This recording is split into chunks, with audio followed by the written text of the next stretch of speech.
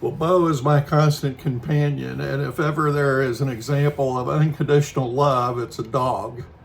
I once had a friend who told a story that I'm sure they stole from somebody else about the unconditional love of a dog, and the example is if you locked your dog in the trunk of your car or your wife in the trunk of your car, which one do you think will lick your hand when you open the trunk lid?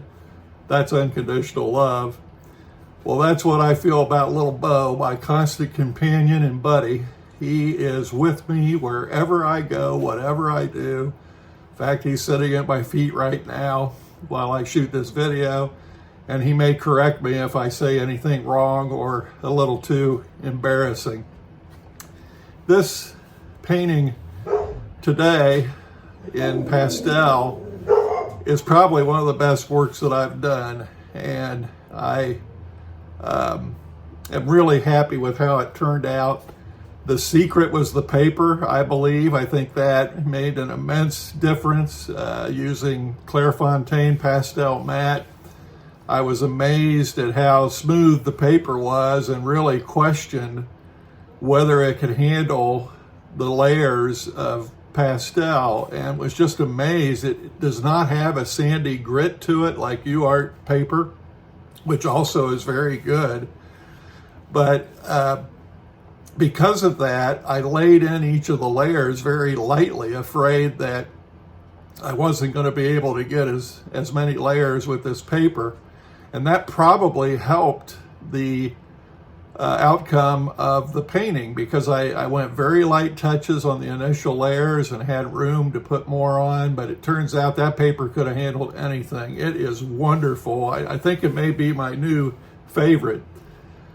But it also is an example of trying and practicing, and that's what my art journey is all about, to track my progress through these couple of years of retirement now, where I'm doing this as close to full-time as I can, and excited to see that there is definitely progress, and really pleased that I think this is one of the best works that I've done.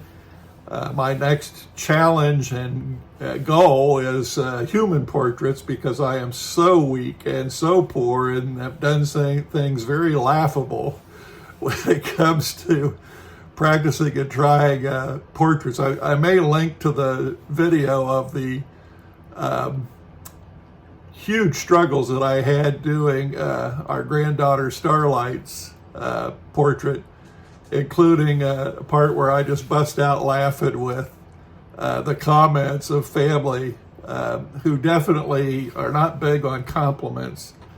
I also wanted to show you, this is an experiment done with Pat Williams of Forkland, who is in our Plein Air Artists of Central Kentucky group, and she kindly taught a free workshop for us at the Art Center in Danville. Wanted to show us how to do pet portraits with recyclable regular paper and with the most affordable pastel art materials that she uses for her classes in teaching youth, which I think so impressive, the time that she spends to get young people interested in art. And so I was quite amazed, using very affordable student quality pastels on recyclable paper. And this is what I worked on. I did a little practice painting here of Bo, and probably spent about half an hour on this, and I think it came out pretty well. I wanted to show you one of my early efforts a couple of years ago. This was in oil, and it's decent, a Bo. I mean, it came out okay. I think his ears might be a little bit big.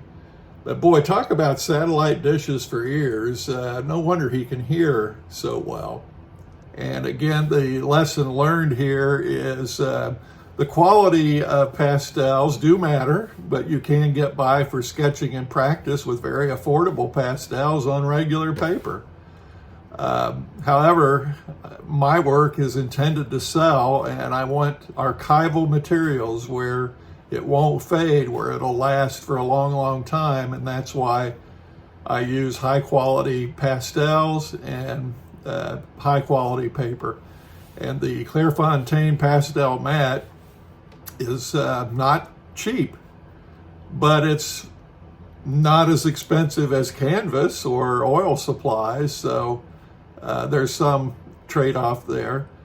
But I found it to be about the same price as Uart, not a whole lot different, and I get my supplies at Dakota Pastels. I love that it's a family company, and the people you talk to on the phone or online are exactly who's filling your order. And so Dakota Pastels, and that is the website, is a great place for pastel supplies.